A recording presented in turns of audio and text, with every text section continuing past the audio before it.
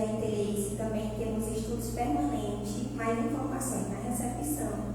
E hoje temos um convite especial, que é para o Café com Afeto, no dia 12, após a palestra pública. A renda será utilizada para a sustentabilidade da nossa casinha. E lembrando também que temos a campanha da caridade em ação, amor e movimento, que chama Arrecadando Doação de Alimento para as Famílias, assistida pelos SEIs, e que será no dia 16 ao dia 19 de julho. Pessoas que estão em tratamento de paz, lembrar de confirmar a continuidade na recepção. E o Evangelho Terapia de hoje é: quando perdoar é difícil, bata nisso. Mas antes temos uma leitura do Monte de Sabedoria 2, Pastorinho. Se o sofrimento bater a sua porta, não se desespere. São bem-aventurados que choram, porque serão consolados. O sofrimento parece a todos um mal, a dor apavora. Mas quando aprendemos que a dor é uma libertação que nos devolve a paz ao espírito, possamos ajudá-los a julgar menos doloroso, para que a sua dor doa menos, aprendamos a conformar-se com ela, porque ela representa a sua libertação. Então, quem esteja à vontade, fechar os olhos, mentalizar Maria de Nazaré, nosso irmão querido, e te pedimos que derrame a chuva de luz e de bênção por essa casa, por todos os frequentadores e trabalhadores. E te agradecemos por mais uma oportunidade de servir. Que assim seja, graças a Deus.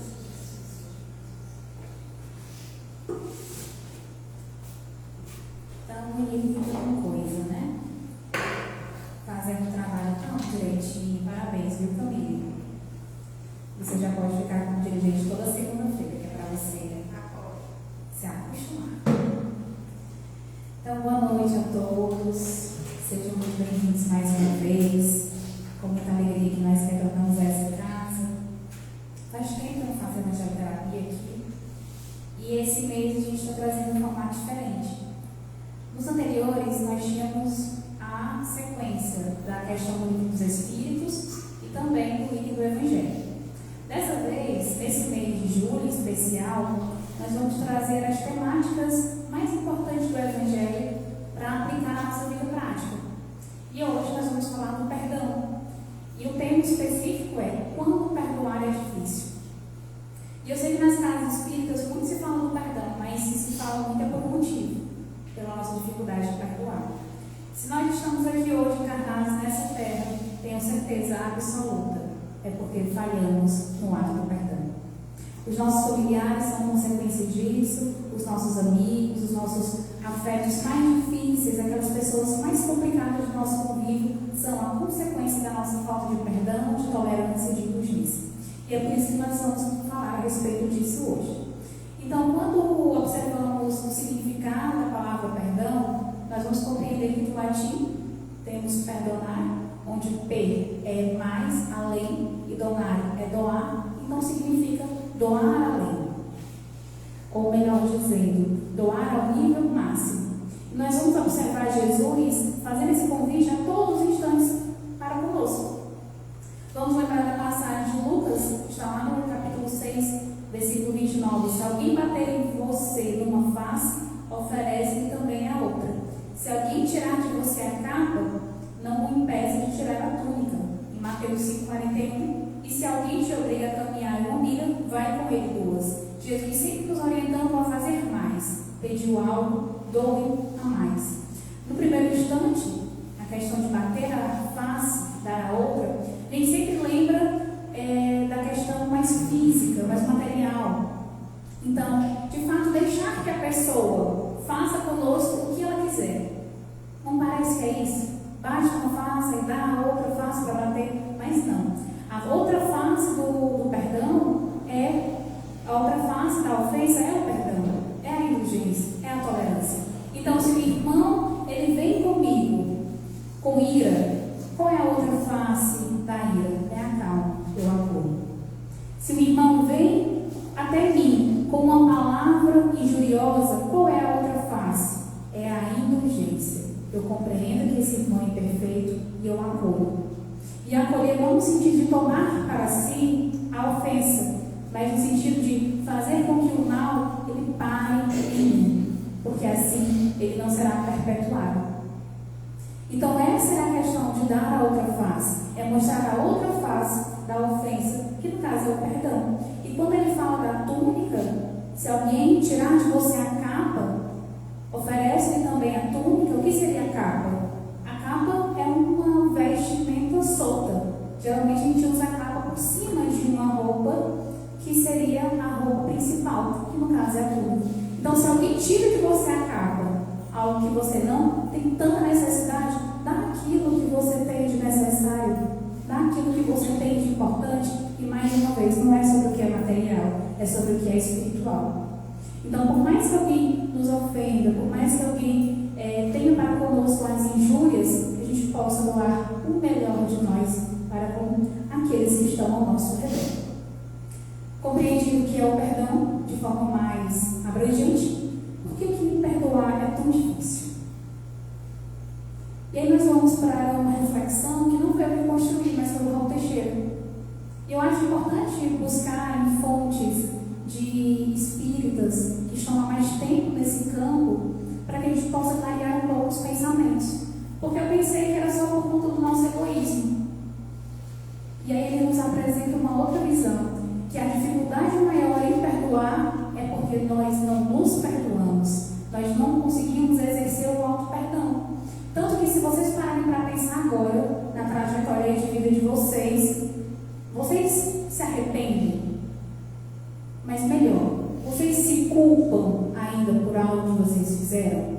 Existe alguma coisa dentro do seu processo encarnatório que você fala, que martela na sua cabeça, que martela na sua consciência, você fica, eu não deveria ter feito, eu não deveria ter feito, e até hoje isso reverbera dentro de você?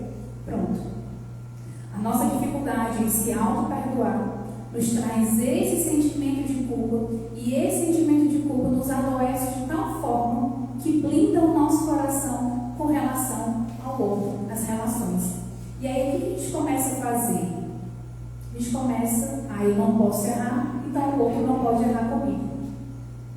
Aí você pensa assim, mas eu não tenho nenhum sentimento de culpa, porém eu não suporto que mintam para mim. Aí a gente lembra que nós somos reencarnacionistas, a gente acredita na reencarnação. E se o Raul está dizendo isso, eu acredito no Raul, e a gente vai aprimorando essa reflexão, quando eu digo assim, eu não suporto mentira, mas eu também não minto. E a gente aprende, dentro da psicologia, da neurociência, que aquilo que mais me afeta é aquilo que eu tenho dentro de mim. Tá, nessa encarnação eu estou disciplinada, eu não minto. Mas talvez em outros momentos eu tenha mentido tanto que a condição que eu tenho hoje de realidade é reflexo daquilo que eu plantei, eu estou colhendo. E toda colheita é difícil, toda colheita é árdua, toda colheita é dura. E a gente vai colhendo esses espinhos e se maldizendo, e a gente esquece que nós temos o passado. Nós temos o passado. Então nós precisamos começar a compreender que o auto-perdão, a compreensão dos nossos erros, racionalizar aquilo que nós realizamos, para que a gente, ao invés de se culpar, se arrependa, é de extrema importância. E nós vamos ao exemplo de Pedro. E vamos utilizar para essa reflexão o Hamed, no livro Modo de Entender, Uma Nova Forma de Viver, que é um dos meus livros favoritos, onde ele apresenta o versículo 72, que está lá em Marcos, no capítulo 14, que diz: E imediatamente, pela segunda vez, o galo cantou.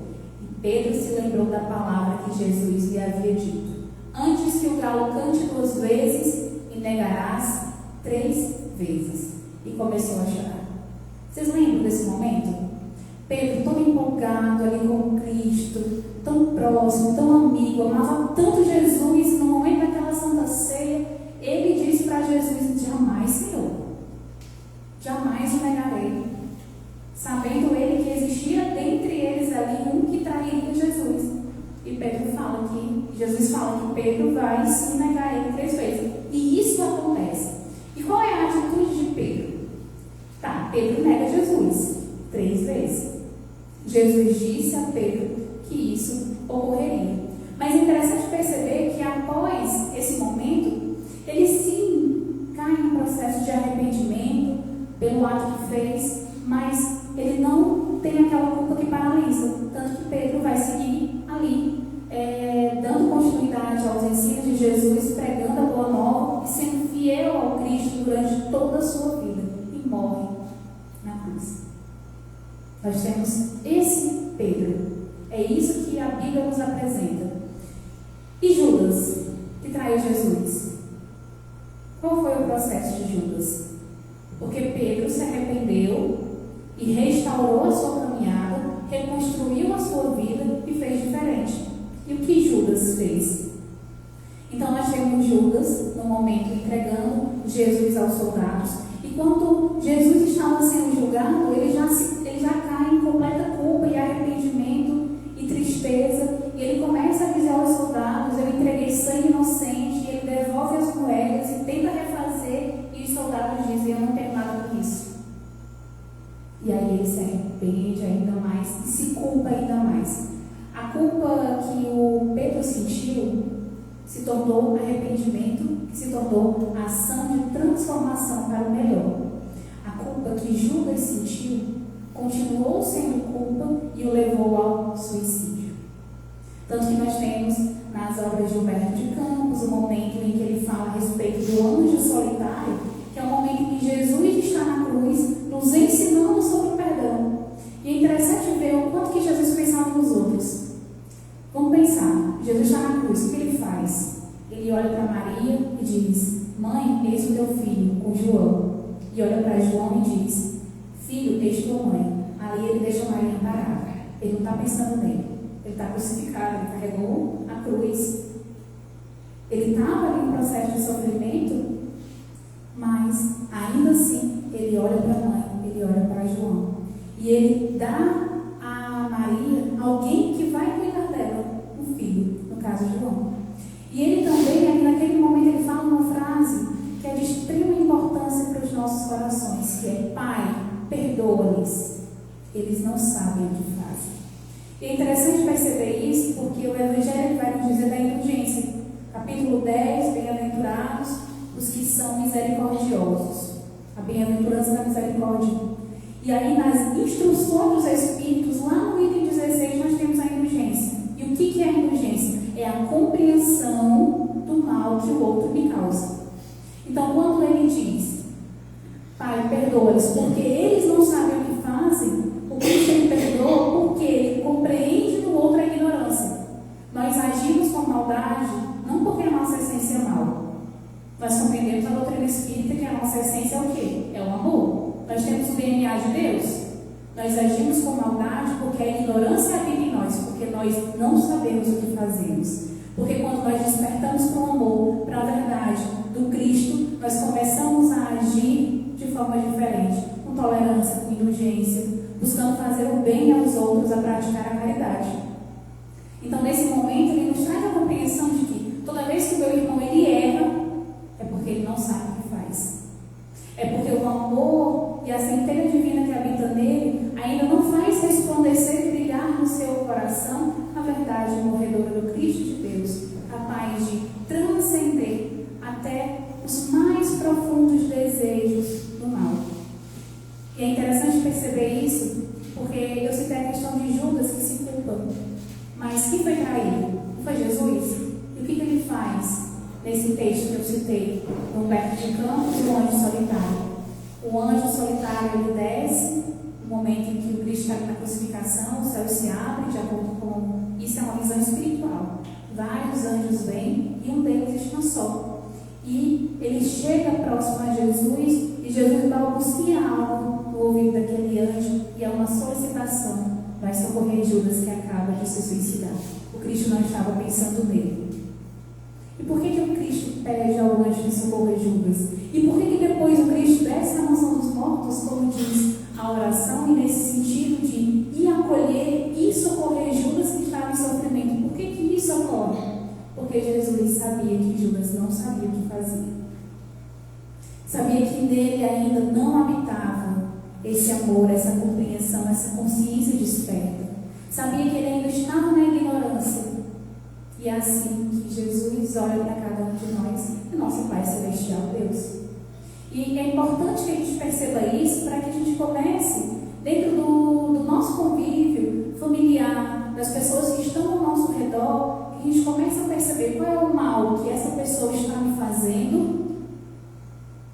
perceber que ela faz porque ela não sabe o que faz. A maioria de nós somos ignorantes. E às vezes a gente fala, mas agiu com a consciência, mas agiu não com a consciência desperta. Não como uma pessoa que de fato vê a verdade. Então é por isso que o Evangelho nos traz a importância de ser diligente, dessa compreensão para com as faltas alheias. Então nós temos a culpa como sendo um grande entrave para o nosso processo de crescimento, de auto-perdão. E nós temos também o nosso orgulho, que nos diz, eu não posso errar. E o nosso egoísmo que diz, o outro não pode errar comigo. Por isso que é tão difícil perdoar. E a gente começa a ser severos para conosco e para com aqueles que estão ao nosso redor. E é interessante perceber que se a gente compreende e fala da multiplicidade das existências, da encarnação, da imortalidade da alma, nós compreendemos que aqueles que estão no nosso caminho hoje têm algo a reparar conosco e nós, consequentemente, com eles. E se nós pensarmos, por exemplo, nas situações cotidianas e familiares, e aqui vamos citar a questão, por exemplo, do alcoolismo, em uma família onde há um pai alcoólatra, nós vemos, por exemplo, digamos que é uma família, tem ali a esposa, 5 filhos, muitas vezes 3 filhos ou 2, pode ter uma aversão terrível àquele pai, não suporta quando aquele pai bebe. E aí constrói na sua capacidade de pensar e de contar os fatos essa aversão. E aí muitas vezes nós nos deparamos com isso, com pessoas que só reclamam do pai que tem. Muitas vezes, aqui o exemplo, por ser alcoólatra. E aí nós temos outros irmãos que, pelo contrário, são mais indulgentes com aquele pai, que acolhem aquele pai, que compreendem que aquele processo é um processo de adoecimento. Que aquele pai está naquela situação, vivenciando daquela forma, porque ele ainda não sabe fazer diferente. Porque ele ainda não consegue fazer diferente. E aí, às vezes, nós temos aquela esposa extremamente dedicada ao lar, extremamente dedicada àquele marido, cuidando dele mesmo nos dias em que está ali embriagado. Muitas vezes, num momento difícil, com um gênero difícil, mas aquela esposa dedicada ao lar. E aí, o que geralmente aqueles filhos que não têm uma boa visão do pai falam? Separa, mãe. Vamos viver de outra forma. Deixa o pai para lá. E aí, geralmente, a esposa está ali abnegada, buscando ainda a restauração daquela criatura e permanece no cuidado, no amparo daquilo. E aí, quando nós compreendemos isso por uma ótica espiritual e vamos aos romances de André Luiz, para começar a compreender o porquê agimos de determinadas formas, nós podemos pensar que talvez essa esposa, essa mãe, ela precisa se restabelecer com aquele pai, com aquele homem, com aquela criatura, para poder alçar voos maiores no plano espiritual. São inúmeros os casos em que isso acontece. A pessoa está lá no plano espiritual, cumprindo com a sua tarefa, só que para ela evoluir, para ela avançar mais um degrau, ela precisa só de uma coisa: se restabelecer com uma pessoa que às vezes está ali por séculos, por anos, em zonas inferiores, inacessível a qualquer que seja. E aí geralmente nós temos inclusive esse caso lá no livro Ação e Reação. E aí a pessoa é retirada daquela zona inferior e vem reencarnar com o objetivo de que 2 almas se regenerem e uma delas vai ascender no plano espiritual, no mais alto. A gente não entende por que as pessoas renunciam tanto, são tão pacientes com determinadas pessoas, mas é porque nós não observamos essa ótica espiritual. Então, existe essa possibilidade de que para aquela mulher avançar, evoluir, continuar a sua caminhada de forma consistente no plano espiritual, é necessário que haja aquele reajuste, que ela permaneça ali. E uma outra coisa muito importante: na maioria das vezes, quando essas pessoas difíceis estão na nossa vida, e aqui citando mais uma vez a questão do alcoolismo, fomos nós que o induzimos ao vício do álcool, ao vício antigamente do ópio, que hoje nós temos as drogas. Então, nós muitas vezes somos responsáveis pelo estado daquela criatura. E aqui a gente pode compreender também isso como sendo as questões, muitas vezes, dos nossos irmãos com dificuldades mentais, de uma mãezinha que lá para o final da vida já fica mais debilitada e requer de nós um cuidado, um amparo maior. Muitas vezes nós somos responsáveis pelo estado daquela pessoa. É por isso que quando nós chegamos no plano espiritual, a maioria de nós, quando já se estabiliza, toma consciência de que de fato desencarnou, de que morreu, nós somos levados para uma salinha, onde nós vamos ver o telão. A gente fala muito do telão desta vida, mas o mais importante é o da vida anterior. Porque o da vida anterior vai explicar o porquê nós vivenciamos questões nessa vida. E se nós não temos essa compreensão, é como o Rossandro Klinger fala, a gente não consegue absorver de um ato como o abuso sexual, de um pai com o filho, dos maus tratos que existem dentro das famílias, com aqueles que nós olhamos como sendo inocentes. E uma coisa é compreender, outra coisa é apoiar o fato ou o ato. Nós não apoiamos violência em qualquer que seja a forma, mas nós compreendemos que somos seres humanos e falíveis. Tanto que ele cita um exemplo de uma moça que era abusada pelo pai e ela consegue, através da doutrina espírita, perdoar. E ela perdoa o pai, ela começa a ter uma relação ótima com o pai, ela precisa fazer uma viagem, ela pergunta ao Rossandra, eu preciso fazer uma viagem e a pessoa que tem para ficar com a minha filha é meu pai. Você acha que eu deveria deixar? E o Rossandra disse para ela, não. E aí nós temos aquela compreensão de que perdoar, conviver, amar é diferente de deixar o outro a possibilidade de errar novamente. Porque nós não sabemos o que se passa ainda naquele coração. Nós não sabemos se de fato ele está restaurado. E é como se eu desse uma dose de álcool a uma pessoa que está buscando se manter firme na questão da cura do alcoolismo. Se manter firme, buscar se reabilitar. Então é o que ele fala. Que o Evangelho também nos orienta a isso quando nos traz a questão de que nós devemos perdoar os nossos inimigos, amar os nossos inimigos, mas isso não significa conviver lado a lado com ele. Então, se eu sei que existe uma pessoa que ela tem ainda, pode ser que seja um crime, eu posso perdoar, eu posso amar. Mas se a convivência me gera alguma ameaça, que eu evite. Então, assim nós vamos conseguindo ter, dentro dessas nossas relações, a construção da paz, a construção desse amor. E é interessante perceber também que quando Cristo ele nos apresenta todas essas bem-aventuranças, logo após isso, quando ele apresenta bem-aventurados os pacíficos, bem-aventurados os pobres de espíritos, aqui os misericordiosos, ele vai nos apresentar mais uma orientação. Talvez porque a maioria que sai dali, todos ludibriados com aqueles ensinamentos, isso é uma leitura que eu estou fazendo, fossem logo ao templo, porque estavam tocados e movidos por aqueles ensinamentos de Jesus.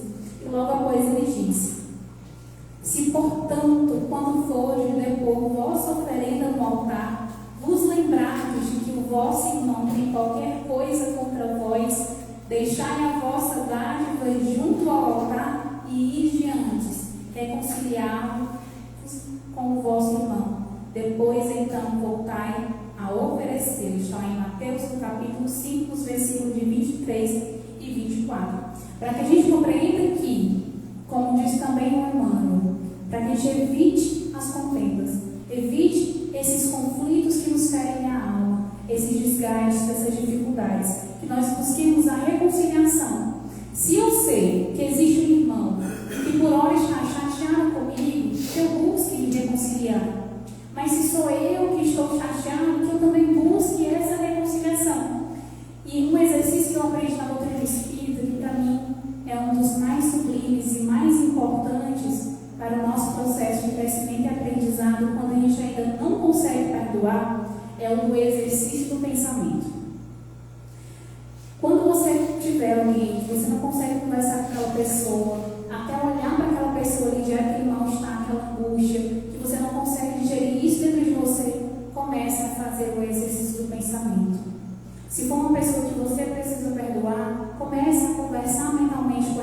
pessoa, a buscar dialogar com ela em pensamento, para que no dia que você tenha a oportunidade de estar frente a frente com aquela pessoa, ou no momento que você se sinta preparado, você consiga conversar e esse sentimento esteja mais brando dentro de você.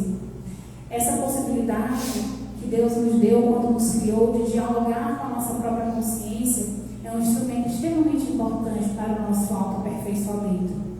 Então, toda vez que aquele pensamento vier, sempre que aquele ressentimento vier, aquela raiva, aquela mágoa, que nós possamos dialogar com essa mágoa, dialogar com essa raiva, com esse ressentimento, compreendendo, assumindo, mas buscando a resolução dele, através do instrumento da compreensão.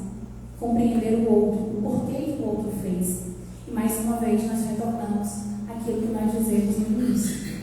Nós fazemos porque nós somos ignorantes na verdade. E dito isso, nós vamos à compreensão também de alguns sentimentos que perpetuam essa nossa dor com relação aos outros. Nós temos a mágoa, nós temos o ressentimento, nós temos o rancor, nós temos o ódio. E qual é a diferença deles? Porque todos eles nos levam à falta de perdão, à dificuldade de perdoar.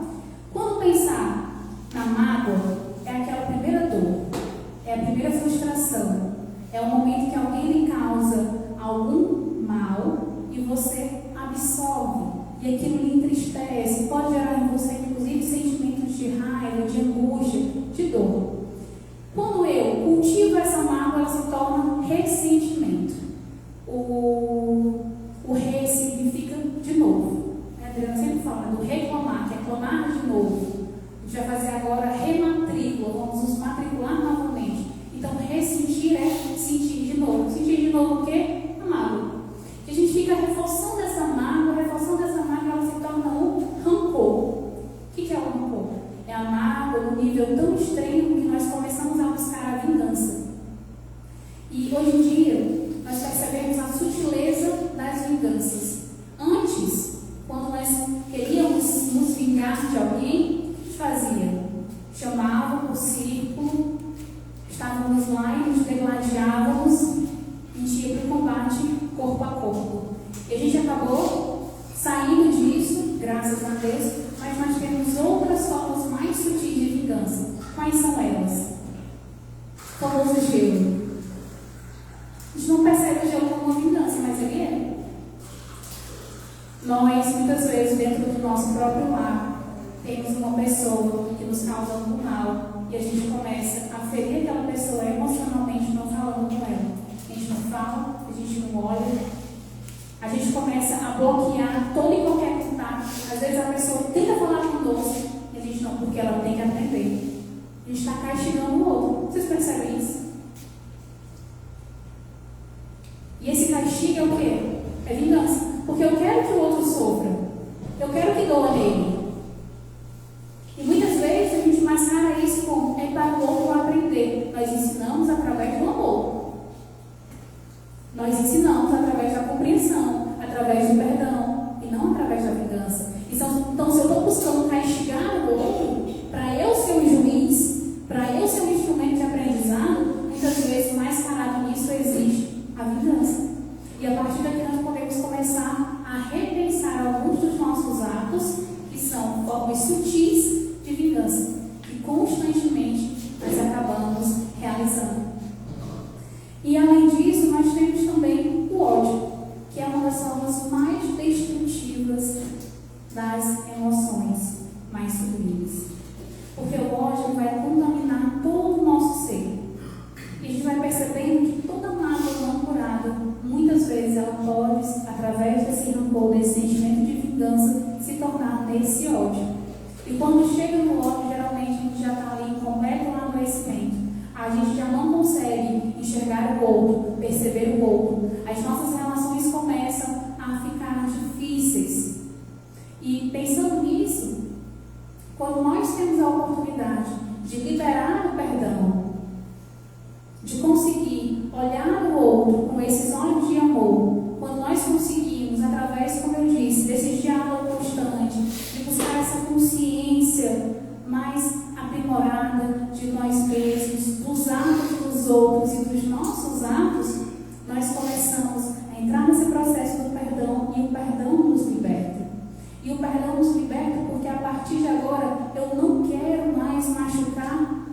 o Filho de Deus, que é meu irmão. Eu não quero mais fazer ao outro o mal, porque a falta de perdão, ela também causa mal para mim e para o outro. Só que geralmente quem é mais afetado sou eu. Sempre que eu não perdoo, quem mais afetado sou eu, porque eu estou em constante contato com aquele sentimento. Eu estou em constante contato com a falta do perdão. Então que a partir de hoje nós possamos começar a observar quais são os atos que eu tenho dificuldade de aceitar. Quais são as pessoas que eu preciso perdoar? O que eu me culpo? O que existe dentro de mim que ainda me gera culpa, me gera um profundo arrependimento e que eu ainda não fui capaz de realizar algum movimento para resolver essa situação? E lembrar também da primeira frase do nosso capítulo 10, bem-aventurados aqueles que são misericordiosos, porque ele nos diz, bem-aventurados os que são misericordiosos, porque obterão misericórdia. Então, qual vai ser a nossa... O que a gente vai receber quando perdoarmos? O perdão de nossas mãos, consequência. Então, nós vamos conseguir obter esse perdão. Toda vez que a gente doa, a gente recebe. O ato de doar nos torna mais abundantes. Tem um ditado antigo dos sábios que falava muito a respeito dos dois lagos, que não são chamados de mar, tem lá na Galileia, que é o Mar Morto e o Mar da Galileia. Um, como o próprio nome já diz, é morto, e o outro possui vida, tem vegetação ao seu redor. E por que isso ocorre? O Mar Morto, ele acumula toda a água nele, não há escoamento daquela água, por isso ele se torna morto, ele não doa, ele não transfere o que há dentro. Já o Mar da Galileia, ele tem ali um contato com o Rio Jordão, então ele tem uma forma de doação, de troca, e é por isso que ele se torna fértil, é por isso que há vida ao seu redor. Todas as vezes que nós acumulamos em nós mágoa, ressentimento, nós nos tornamos esse mar morto. Acabamos por adormecer as nossas virtudes, que é o objetivo que nós temos dentro dessa encarnação, nos tornar melhor, desenvolver as virtudes, desenvolver o amor, e eu faço o contrário, eu adormeço. E eu acabo me tornando esse mar morto. Quando, do contrário, eu dou aquilo que eu tenho de melhor, eu busco nessa doação, como disse o próprio Cristo, do perdoar, do doar no nível máximo. Quando eu faço ao outro aquilo que é bom, aquilo que é positivo, quando eu boto em prática a caridade, eu começo a movimentar as forças da minha alma. E eu começo a me tornar esse mar fecundo. Eu começo a ter a possibilidade de construir para mim um futuro mais saudável, um futuro de alegria. E por mais que a gente não enxergue esse futuro agora, nessa encarnação, logo virá o momento que nós teremos a possibilidade e a capacidade de obter essas bênçãos. E se eu falei logo no início dessa nossa conversa a respeito da compreensão da reencarnação, tem uma passagem do Evangelho muito interessante também que fala a respeito dos órfãos e que nos traz a compreensão do porquê nós não nos lembramos dos atos que nós fizemos em vidas anteriores. Porque imagina só, eu tenho a oportunidade de acolher dentro do meu lar uma criança que perdeu a mãe e o pai, ou uma criança que naquele momento não tem condição de conviver com a mãe e com o pai. Eu acolho, é só mais uma criança, mas como diz o próprio Evangelho, aquela criança me foi cara em outra encarnação. Aquela criança é a minha oportunidade de redenção, é a minha oportunidade de avançar mais um degrau e às vezes até dois dentro dessa minha caminhada evolutiva. E é por isso que nós não nos lembramos, porque ele diz que se lembrássemos, não seria caridade, a gente ia fazer por culpa. Movidos pela culpa de ter errado com aquela criança, de ter de alguma forma desviado os caminhos daquela criatura. Então, se nós hoje não nos lembramos o porquê nós vivenciamos as relações difíceis, é para que não sejamos movidos pela culpa, mas sim pelo amor. E é isso que nos distingue dos publicanos.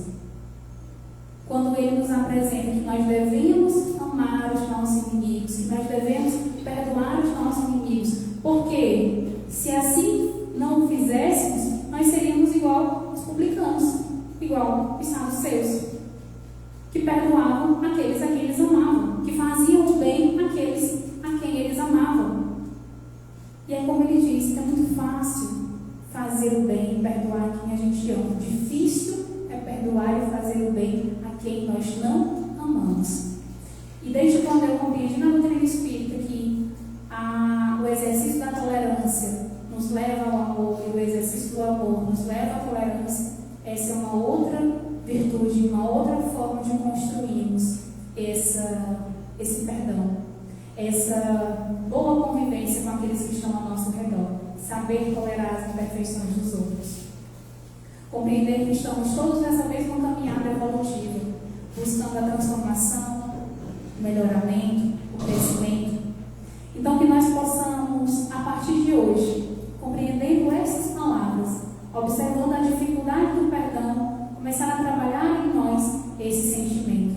Se não conseguirmos hoje ligar para a pessoa, conversar com ela, dialogar frente a frente, que possamos começar a exercer isso dentro dos nossos pensamentos, nessa conversa íntima conosco e com o outro. Então, essa era a nossa fala, lembrando que nossos evangelhos de segunda sempre são mais curtos, porque esse é nosso objetivo na segunda, diferente das palestras, e chamar a Camille para fazer a nossa prece final. Vou ficar cega, não vai para ela não, vou fechar os olhos que eu não estou fazendo a prece na foto. Então, muito obrigada, Camille. Queria agradecer a todos por mais uma oportunidade de estar aqui e vamos fazer a nossa prece final. Divino Mestre Jesus, muito obrigada por mais uma oportunidade de alimentar o nosso espírito de conhecimento. Agradecer também a Tamires por compartilhar todos os seus conhecimentos conosco e te pedimos que possamos ir para nossas casas com segurança, que assim seja, graças a Deus.